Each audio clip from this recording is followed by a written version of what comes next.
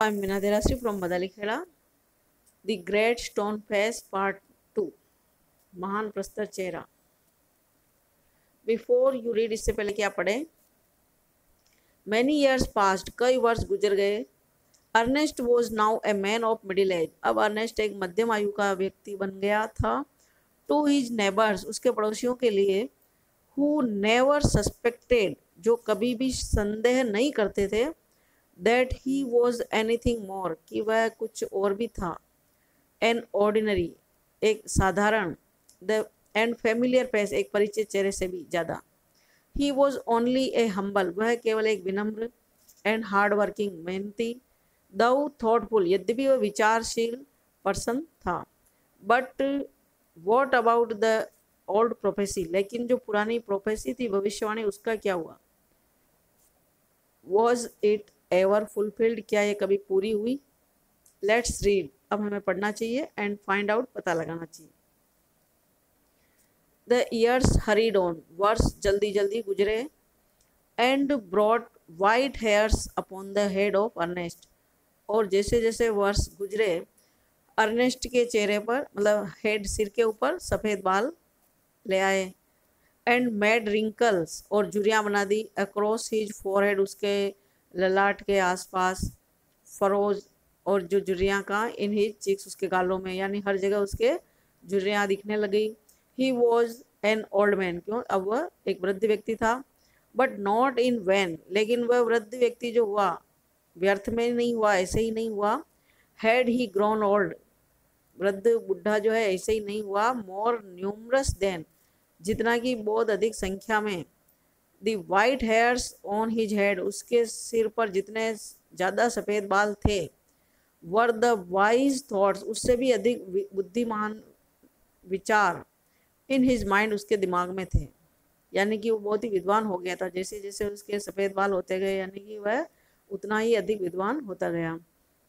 And Ernest had ceased to be obscure, और उसने अप्रसिद्ध होना बंद कर दिया, यानी वो प्रसिद्ध हो गया था. अनसॉट, जबकि उसने बिना कोई कोशिश की है, वो प्रसिद्ध होने के लिए कुछ कोशिश भी नहीं की थी. अनडिजायर्ड, न उसने कभी इच्छा की थी प्रसिद्ध होने की. हैड कम द फेम, लेकिन प्रसिद्धि आ गई थी. विच सो मैनी सीख, जिसको कि बहुत अधिक लोग चाहते हैं, ढूंढते हैं, चाहते हैं कि वो प्रसिद्ध हो जाए. वह प्रसिद्धि उसके पास आ गई थी, वो प्रसिद्ध हो चुका था. He had become famous beyond the limits of the valley, और वो इतना प्रसिद्ध हो गया था कि वो घाटी की सीमा से भी परे पहुंच गया था, यानी कि घाटी से भी बाहर दूर दूर तक प्रसिद्ध था. कॉलेज प्रोफेसर्स, कॉलेज के जो व्याख्याता हैं. And even the active man of cities, यहाँ तक कि शहरों के जो सक्रिय व्यक्ति हैं, आदमी हैं.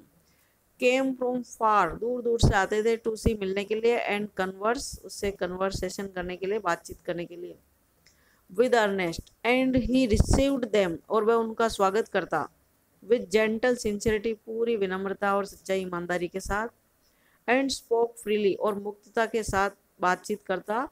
With them of what ever came upper most, चाहे वो कितना ही उच्चतम हो.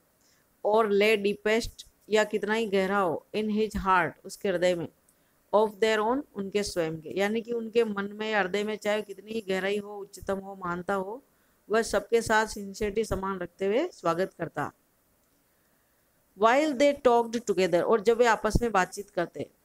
हिज फेस वुड ब्राइटन, तो उसका चेहरा चमक उठता.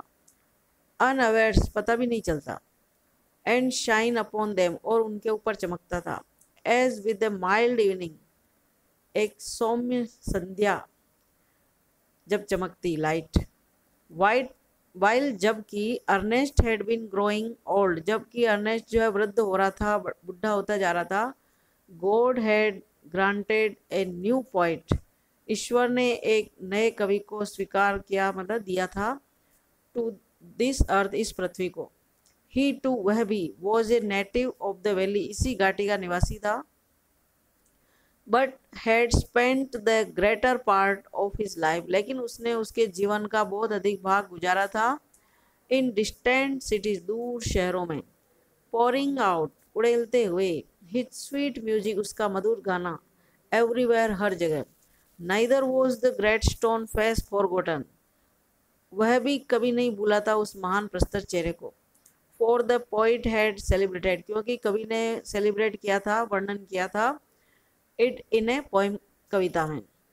The songs of this poet, इस कवि के गाने, found their way to Ernest, वो अर्नेस्ट तक रास्ता पा चुके थे, यानी उसके गाने अर्नेस्ट तक भी पहुंच गए थे। अर्नेस्ट भी उस कवि के गीत वगैरह सुनता था। ही रीड देम, और वह उसके गीतों को, कविताओं को पढ़ता था।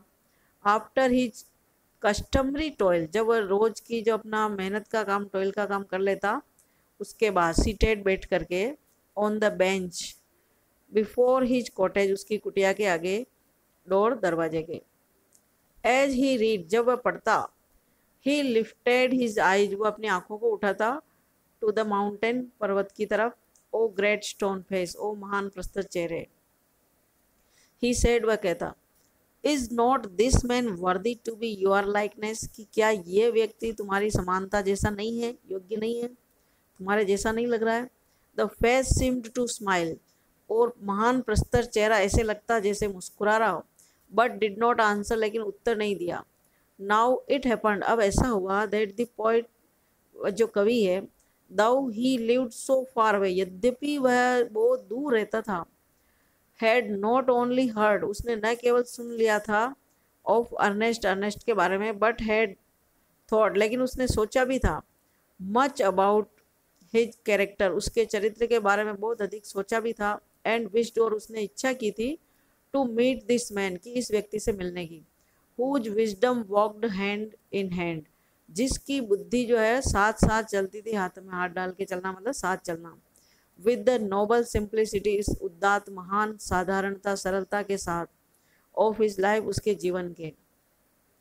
वन समर डे, एक गर्मी के दिन, देयरफॉर, इसीलिए, he arrived at Ernest door, वह अर्नेस्ट के दरवाजे तक आया, वेयर ही फाउंड, जहाँ उसने पाया, the good old man holding a book in his hand, उस अच्छे वृद्ध व्यक्ति को हाथ में किताब थामे हुए, विच ही रीड, जो कि वह पढ़ता था, एंड देन, तब, with a finger between the leaves, पत्तियों के बीच में एक उंगली, लुक्ड लविंगली, बड़े प्रेम से देखा, at the great stone face, उस महान प्रस्तर चेहरे की ओर। Good evening said the poet, कवि बोला, संध्या का नमस्कार।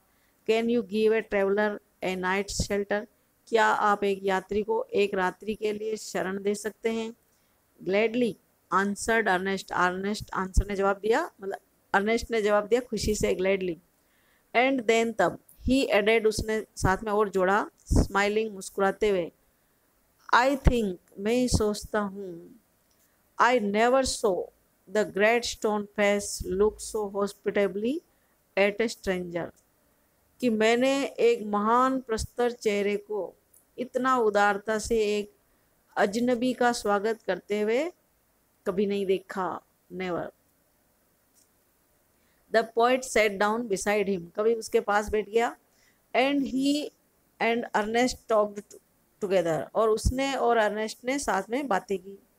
Never before had the poet talked, इससे पहले कभी कभी ने बात नहीं की थी, with the man like Ernest, Ernest के जैसे व्यक्ति से, सो वाइज एंड जेंटल, इतना बुद्धिमान और विनम्र, सज्जन, एंड काइंड, और दयालु।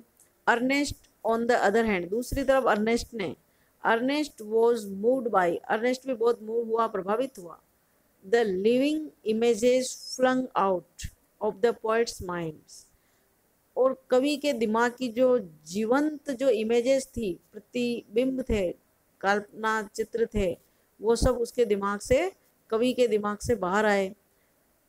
As Ernest listen to the poet, जब अर्नेस्ट ने कवि को सुना, ही इमेजिन्ड, उसने कल्पना की, that the great stone face was bending forward to listen to, कि महान प्रस्तर चेहरा भी झुक गया था उनकी बातें सुनने के लिए। He gazed into the poet's eyes, उसने कवि की आंखों में एकटक देखा। Who are you, my gifted guest, आप कौन है मेरे उपहार में आए हुए अतिथि। He asked, उसने पूछा। The poet laid his finger, कवि ने उसकी उंगलियां रखी ऑन द बुक, किताब पर, that Ernest had been reading, जिसको कि अर्नेस्ट पढ़ रहा था। You have read these poems, आपने ये कविताएं पढ़ी है। सेड ही, वह बोला। यू नो मी, आप मुझे जानते हैं। देन, तब। फॉर, क्योंकि। आई रोट देम, उनको मैंने लिखा था। अगेन एंड अगेन, बार बार। Ernest examined the poet's features, Ernest ने कवि की विशेषताओं की जांच की। He turn towards the great stone face, then back, तब वापस वह ग्रेट स्टोन प्रस्तर चेहरे की ओर वापस मुड़ता, टर्न। ही शुक हिज हेड, उसने उसका सिर हिलाया। एंड साइड, और आह भरी। वाई आर यू सैड, आप उदास क्यों हैं? इंक्वायर्ड द पोइट, कवि ने पूछताछ की। बिकॉज, रिप्लाइड अर्नेस्ट, अर्नेस्ट ने जवाब दिया, क्योंकि। ऑल थ्रू लाइफ, पूरे जीवन। I have awaited the fulfilment of A prophecy, मैंने अवेट किया, इंतजार किया, फुलफिल होने का, पूरा होने का, एक भविष्यवाणी का, प्रोफेसी का। And when I read these poems, और जब मैंने इन कविताओं को पढ़ा, आई होप्ड, मैंने आशा की, that it might be fulfilled in you, कि ये तुम्हारे अंदर पूरी होगी। यू होप्ड, आपने आशा की।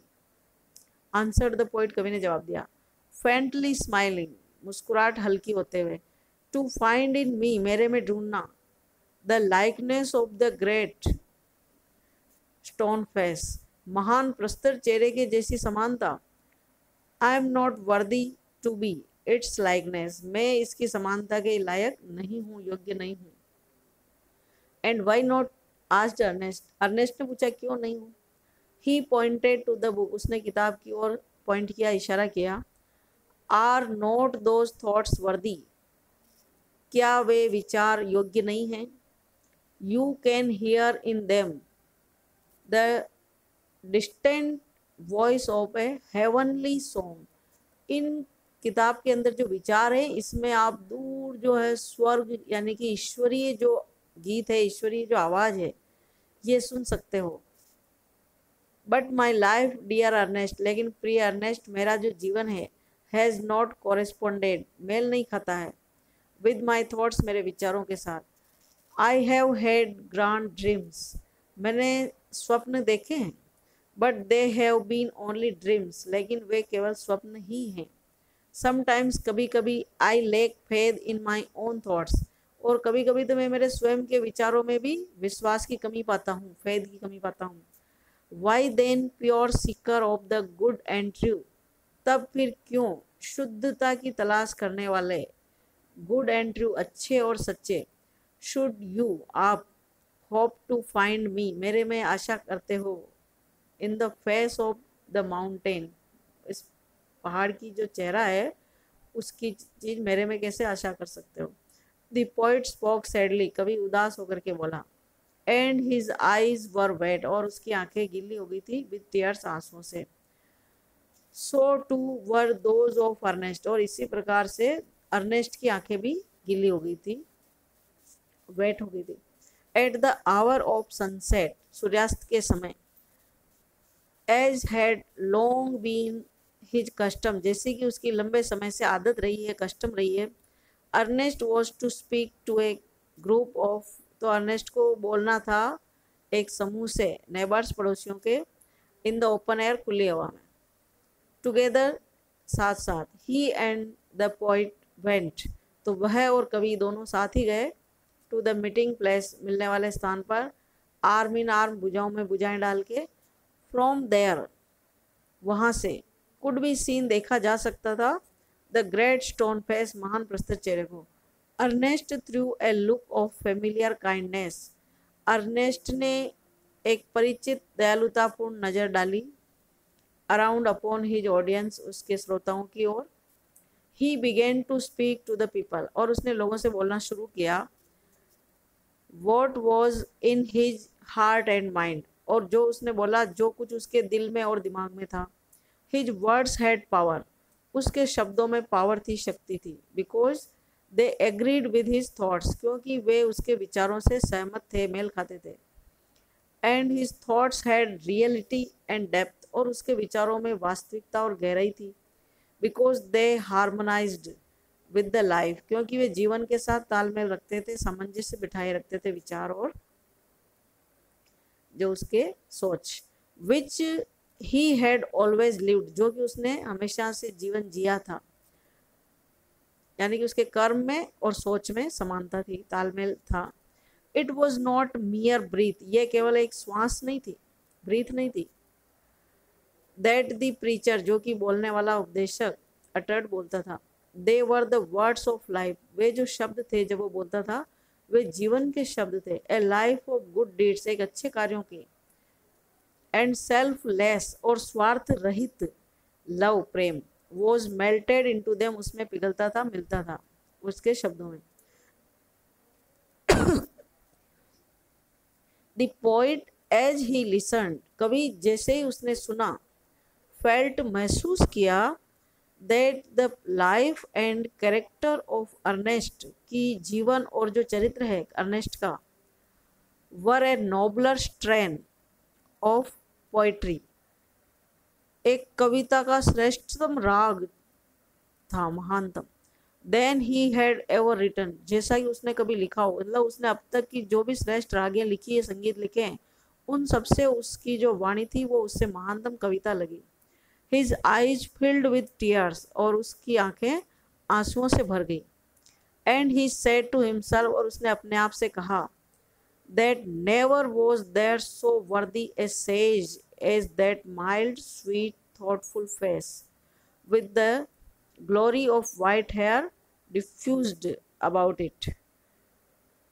उसको आंखों में कवि के आंसू आ गए खुशी के, और उसने क्या कहा, उसने अपने आप से कहा, हिमसेल्फ से, कि नेवर वॉज देयर सो वर्दी, इतना योग्य, ए सेज, एक मनीषी विद्वान, एज दैट माइल्ड, उतना जितना सौम्य, स्वीट मधुर, थॉटफुल फेस, विचारशील चेहरा, with the glory of white hair, जो कि सफ़ेद बालों के, जो बिखरे हुए सफ़ेद बाल थे, उनकी जो एक ग्लोरी है, चमक है, आभा है, अबाउट इट, इसके आसपास। एट ए डिस्टेंस, दूरी पर, but clearly to be seen, लेकिन स्पष्ट रूप से देखा गया। High up in the golden light of the setting sun, set होते हुए सन की, यानी सूर्यास्त की जो सुनहरी प्रकाश था, लाइट थी, उसमें एकदम स्पष्ट रूप से क्लियरली देखा गया। ऊपर हाई, ऊंचाई में, appeared the great stone face, प्रस्तर चेहरा जो दिखाई दिया, with white mist, सफ़ेद कोहरे के साथ, around it, इसके आसपास, like the white hairs, जैसे कि उसके सफ़ेद बाल जैसा, around the brows of Ernest, जैसा कि अर्नेस्ट के जो भौएँ हैं उनके आसपास जो जिसके सफ़ेद बाल थे सिर के, वैसे ही बाल उस प्रस्तर चेहरे पर दिखाई दिए कोहरे की वजह से। एट दैट मोमेंट, उस पल, अर्नेस्ट फेस, अर्नेस्ट का चेहरा, टुक ऑन एन एक्सप्रेशन, ऐसी अभिव्यक्ति ले ली, so grand that the poet was moved, इतनी विस्तृत कि, इतनी महान कि कवि जो है मूड हो गया, प्रभावित हो गया। टू थ्रो हिज आर्म्स, कि उसने उसकी भुजाएं उठाई, अप ऊपर, एंड शाउट, और चिल्लाया, बिहोल्ड बिहोल्ड, देखो देखो, अर्नेस्ट इज हिमसेल्फ, अर्नेस्ट स्वयं है, द लाइकनेस, समानता रखता हुआ, of the great stone face, महान प्रस्तर चेहरे से, यानी कि महान प्रस्तर चेहरे से समानता किसकी है, अर्नेस्ट की, स्वयं की है। ये देखो बिल्कुल दिख रहा है एक जैसा।